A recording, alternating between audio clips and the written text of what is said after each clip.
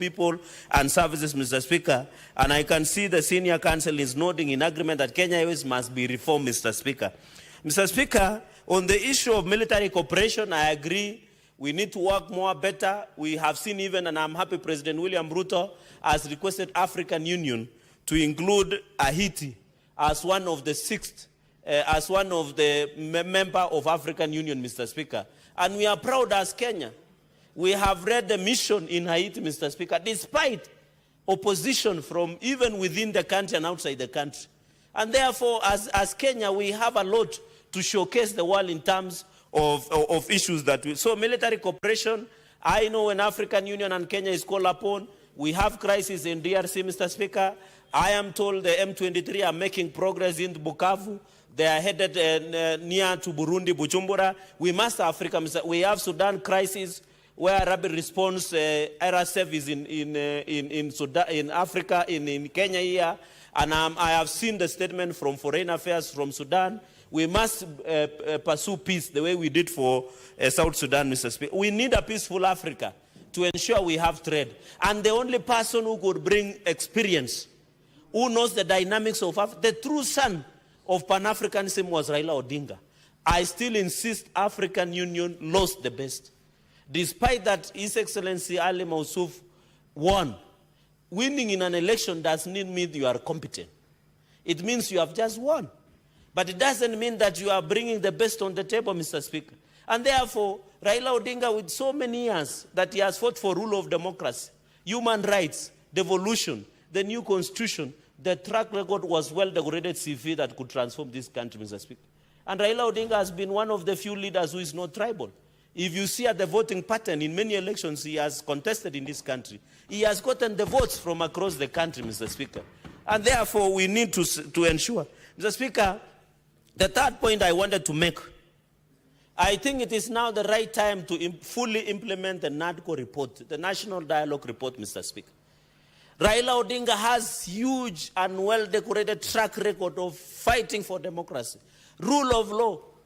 When Raila Odinga was fighting the previous regime, some of the people who are in opposition, Mr. Speaker, who are now correcting messes, were in that government that were pursuing even abuses of human rights, and they want to lecture us about, Mr. Speaker, how a country should be run.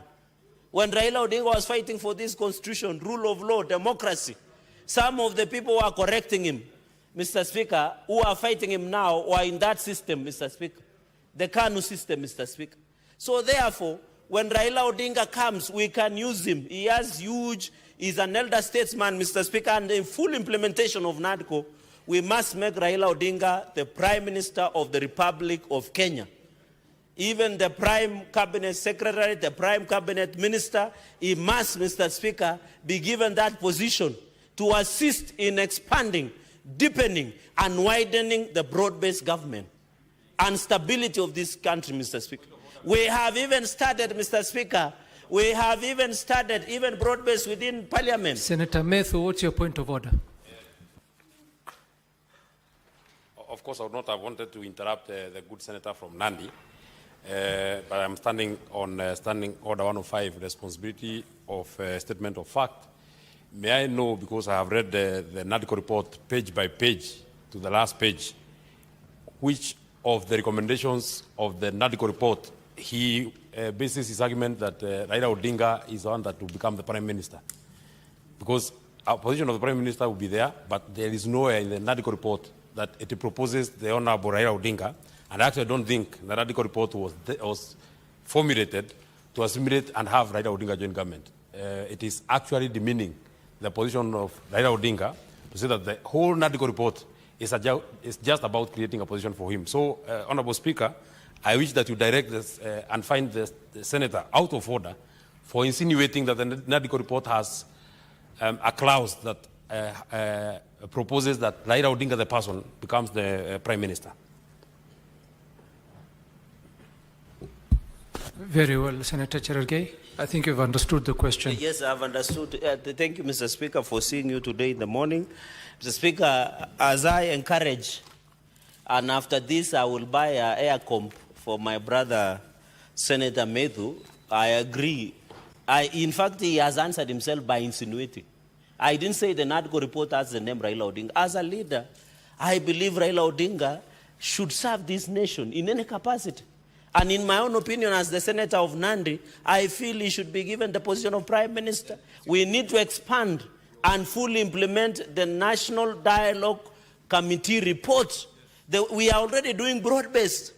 We are now in this across the aisle, we are exchanging chairs within Parliament, Mr. Speaker. Therefore, I want to insist, even as we move forward, as we broaden the engagement of broad-based government, the Honorable Raila Amolo Odinga, Mr. Speaker, has the history of this country. He has the track record of rule of law. He has served as a prime minister before.